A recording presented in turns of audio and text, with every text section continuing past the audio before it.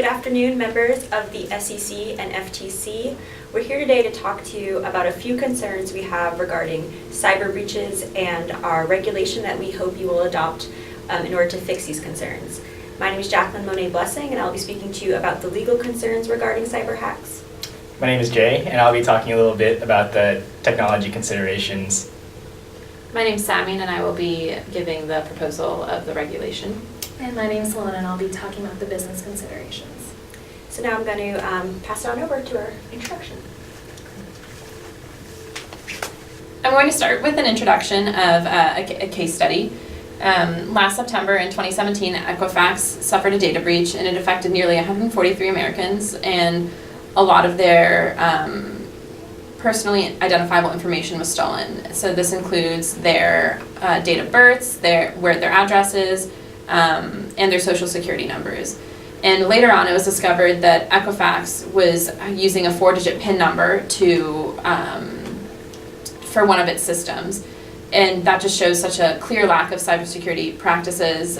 All it took was to get into a system that housed all this information was a 4-digit PIN number. And if you didn't have the PIN number, all you had to do is answer a multiple choice question to get a code that would let you get the original code to reset it. The main breach that I had just discussed was due to a low-level employee's failure to install a necessary software patch. And after this breach happened, Equifax was the subject of many congressional investigations. They also had numerous shareholder suits, a securities class action suit, and a consumer class action suit, which has cost them millions and millions of dollars. And unfortunately, Equifax's breach is not an isolated event. In 2019 alone, Marriott, Quora, and Apollo are all companies that have suffered data breaches as well. And combined, they've lost 800 million records. And this is an issue because as we rely more on technology, the businesses are using more of our technology in their practices. And cyber attackers are getting better and better at their cyber attacking practices. But on the flip side, cybersecurity is also developing. Unfortunately, though, companies aren't keeping up with cybersecurity practices, and this has to do with high costs and also general ignorance about what the best cybersecurity practices are. And currently, only 18% of American corporations have stated that they feel like their cybersecurity practices are sufficient to protect against or deal with a cyber attack, which is extremely low. Something that adds to this problem is that there's a knowledge gap between directors and officers and their IT professionals, so they don't really understand what is going on with cybersecurity measures and policies and how to institute the best practices in their companies. Currently, there is no uniform standard for cybersecurity policies. It's just a patchwork of state, federal, and international laws, which makes things confusing as well because companies are dealing with different laws in different states. So our proposal is that there should be a uniform standard adopted, and it should be issued and jointly enforced by the FTC and SEC. But before we get to that, we are going to talk to you about the business considerations, technological considerations, and legal considerations that are implicated in this issue. Thank you. So first, to talk a little bit about cybersecurity threats. So there's 6 main types of cybersecurity threats that a company can face. Phishing and malware are both targeted towards customers themselves, so are going to harm customers' personal data, customers' personal computers, and not really a company in whole. The 4 main types of cybersecurity that would then harm maybe a company's database would be distributed denial of service, brute force password attacks, IoT or algorithm manipulation, and ransomware. All 4 of these types of cybersecurity attacks harm a company's database and all of their private information. So when we look at a business, there are 2 main costs that a business will take on if they're subject to a cybersecurity attack. The first one would be economic costs. So theft of corporate information, financial information, and at the end of the day, any money. This is definitely privy to the company itself and insider trading information that could be detrimental. We then look at a loss of businesses or contracts. So as a supplier to a company that's had a cybersecurity attack, a supplier may pull out of their contracts or pull out of doing business with them because now they don't feel comfortable. Additionally, you have to repair affected systems, networks, and devices. You might have to build up your database from the bottom up, replace any devices, integrate a new security system into your back-end databases. Additionally, you have your reputational damage. So as a customer, you don't want to give your information to a company that's been subject to a cybersecurity attack. Therefore, you have a loss of sales. You then also, both as a repeat and a new customer. This then leads to a reduction in profits. Additionally, as I mentioned, supplier relations, you're now privy to suppliers pulling out of contracts, buyers pulling out of contracts. If a company is part of a cybersecurity attack, all of your third-party networks are also threatened by whoever's been part of the cybersecurity attack. So partners, investors, and third parties would also be affected. And now I'll have Jay talk about the technology. Great. So now I'm going to go over some of the technology considerations that we looked into. And first I'm going to start off by giving you the most prevalent cybersecurity attacks that we see currently. Those are in order: malware, web-based attacks, web application attacks, and phishing attacks, which we went over a little bit in the previous slides. And importantly, the US is actually the #1 target for cyber attacks, so our need for regulation and standards is at an all-time high. Interestingly, we're seeing trends evolve over the cybersecurity landscape. One interesting statistic was that with regards to the recent blockchain technology and all the hype that surrounded blockchain, while 64% of organizations thought it would be valuable to include blockchain technology in their services, only about half of them truly felt prepared to implement that technology. And this is important because if you don't understand the technology that you're working with, and if you're just implementing things without carelessly or recklessly, you leave yourself very exposed to cybersecurity attacks and potential harm to your company and to your customers. There are a couple of other big trends that we're seeing in the cybersecurity landscape. First, we find that there's a new focus on low-cost and simplified technology solutions, all in kind of in the name of trying to expand access to technology for everybody, which is, on one side a noble cause, but also on the other side, we're seeing that when you simplify all this technology and remove all of the safeguards that we've developed over time, you're actually exposing a larger population to exploits that we already know about, but have been patched only with the most recent and new technologies and have not been transferred to the older ones and the ones that have been simplified down. So Alphabet and Facebook both have their initiatives in rural countries with one simplified goal of giving the technology to the most people, but probably not putting enough emphasis on the cybersecurity of the technology that they're developing.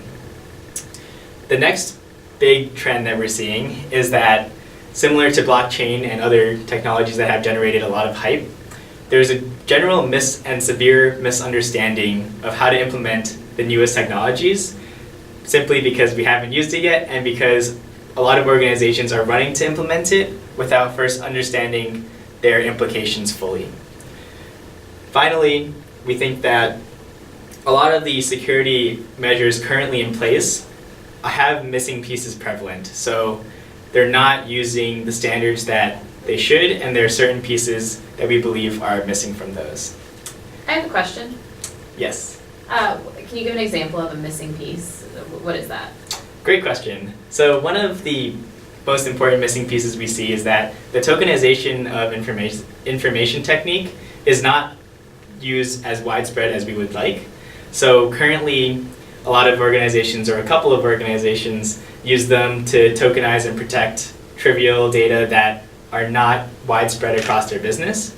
However, we think that since they are already using this effective technique in one area, there should be a standard for them to use that technology everywhere, which will ensure security and just overall make everything better. Cool. So to give you a better idea of exactly how these implications are playing out in the real world, I want to quickly walk through 2 case studies that we found particularly interesting. So first is the WannaCry ransomware attack, and this occurred a couple of years ago, causing an estimate anywhere between $4 billion and $8 billion in damages, which is obviously extremely significant. And one of the important aspects of WannaCry was something that we touched upon earlier, that it targeted a known vulnerability. Unfortunately, this led to a majority of hospitals being targeted with this attack because organizations as a whole don't have a standard that they have to follow or regulation that they have to follow when it comes to cybersecurity. And we're seeing that this exposes a lot of the market to potential exploits. And basically how it worked from a technological standpoint was that it would encrypt all of your files, once it got access onto your computer, so you wouldn't be able to open your files and view the information. And it would only allow you to access your files properly once you transferred money to them in Bitcoin. Here again, it's another interesting point where Bitcoin, a technology that a lot of people consider to be the next evolution of financial services, so many people praised it for its not only its technological innovation, but also its security features. We're now seeing it being used maliciously because not everybody truly understood the impact of Bitcoin and cryptocurrency, and everybody was just excited to hop onto the hype train and try to value it at a very, very high margin. So the next major example that we've seen is the Spectre vulnerability, which luckily did not have as much of a financial impact as the WannaCry ransomware attack, but it did have a more severe, or in some ways more severe, implication on the cybersecurity landscape as a whole. So this specific vulnerability targets modern microprocessors and how they do branch predictions in your computers. So virtually every piece of technology has a microprocessor, and these microprocessors, the way they were built, are always doing branch predictions to become more efficient. And the vulnerability would take advantage of this predictor and infect the software from there. And what a team of Google researchers found after studying the vulnerability itself was that there were actually fundamental flaws in the hardware and in the way that we use microprocessors today that cannot be fixed with any sort of software or programming language solution. So this is obviously a very serious implication with regards to we have to be more careful of the technology that we're using, and then also understanding that there are certain threats that maybe we have not anticipated before. So now that I've given you a brief overview of the technology landscape, I'd like to pass it off and we can hear more about the legal considerations. Thank you. Now that you've heard of some of the technological and business concerns, hopefully you're getting an idea as to why this regulation is so important. And as I speak to you a little bit today about the legal concerns, hopefully this will become even more clear as consumers are being left without any ability to have a legal redress due to the uncertainty surrounding standing in these data breach context. Often these cases are just never heard because they fail to meet the cases and controversies requirement of the Article 3 of the Constitution. So in order to establish standing, there are 3 things that a litigant must establish: injury in fact, causation, and redressability. And the Supreme Court has avoided directly answering the question as to how a consumer, after they've had their information stolen, could establish standing in this context. They had an opportunity to do so in the Zappos case.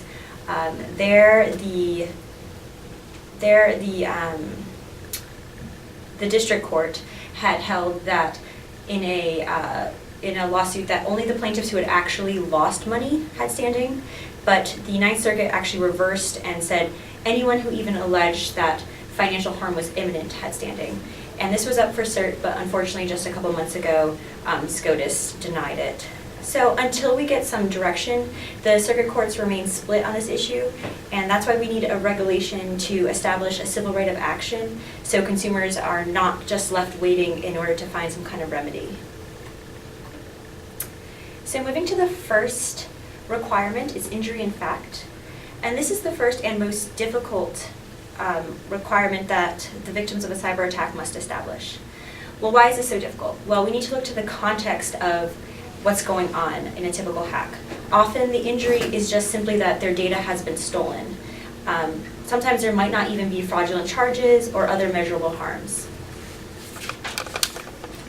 And that makes it very challenging to prove an injury, in fact, especially since these injuries are statutory injuries.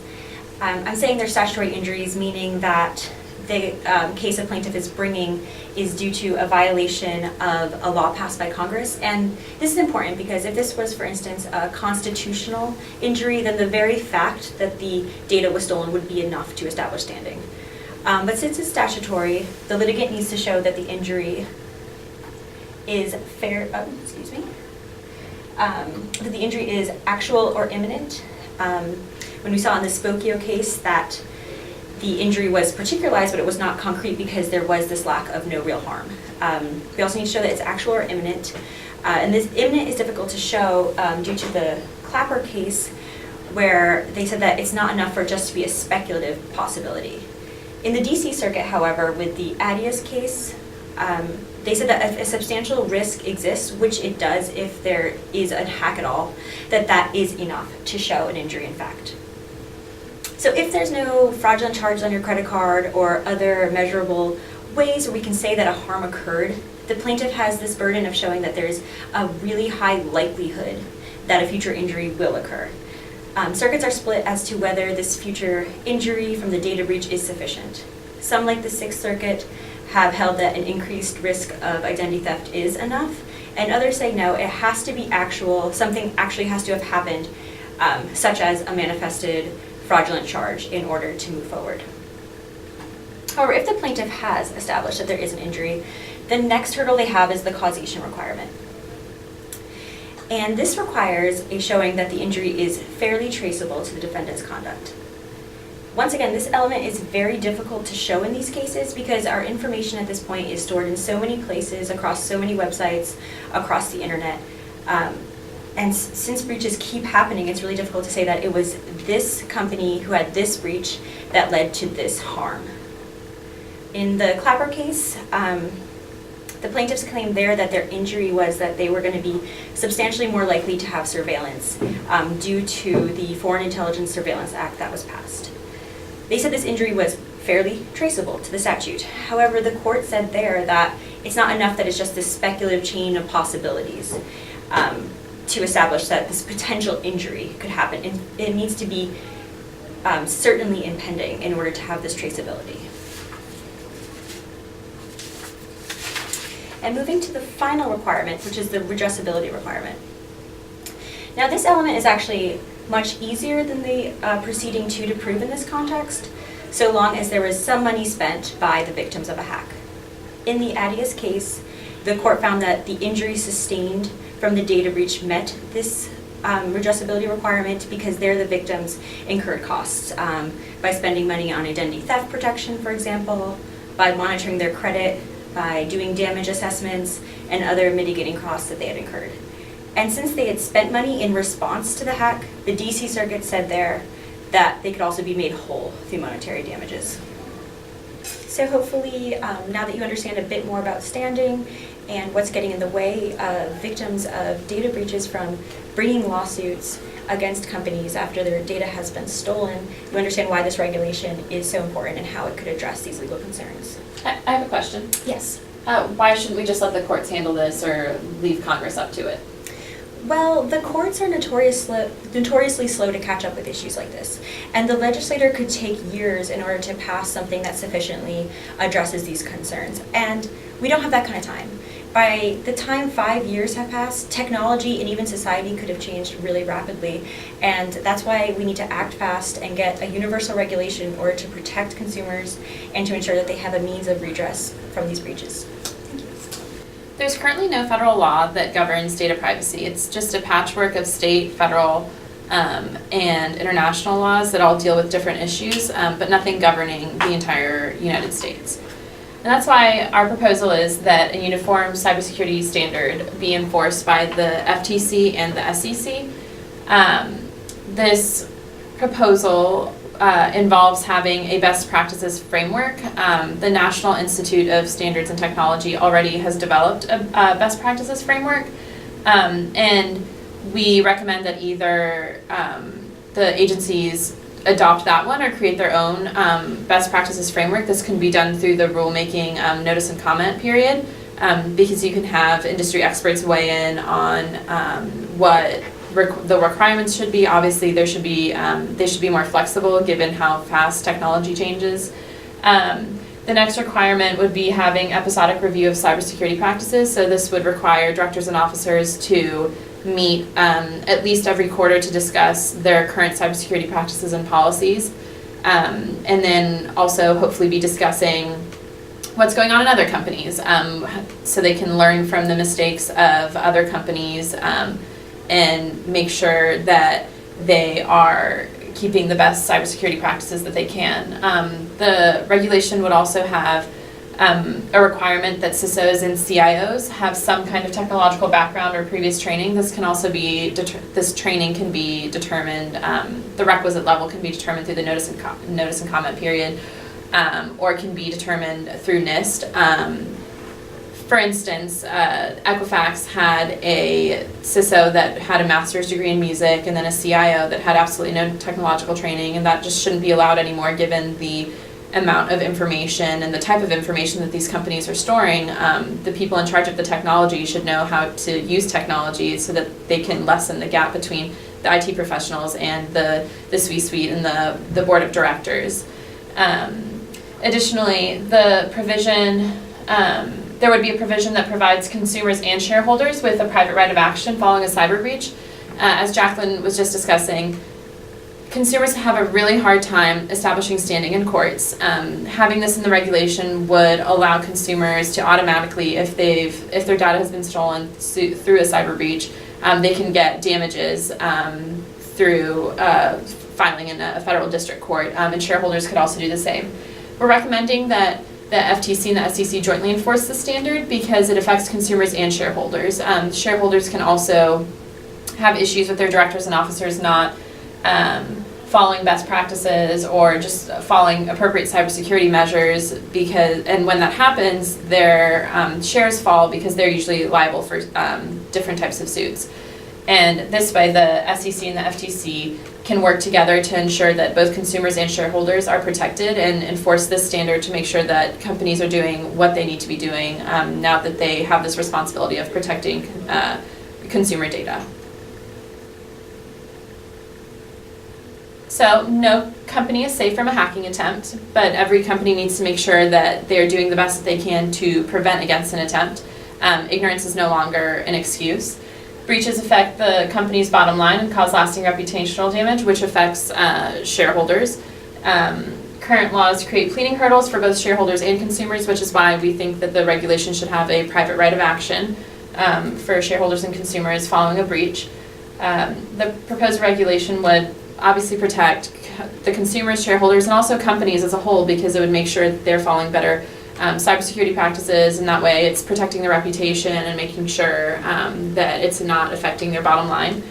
And again, the private right of action is extremely important because as of now, there's no way, no conclusive way for consumers or shareholders to get some kind of redress after a data breach because of the pleading hurdles that both groups face. And we really hope that you adopt our proposal. Thank you.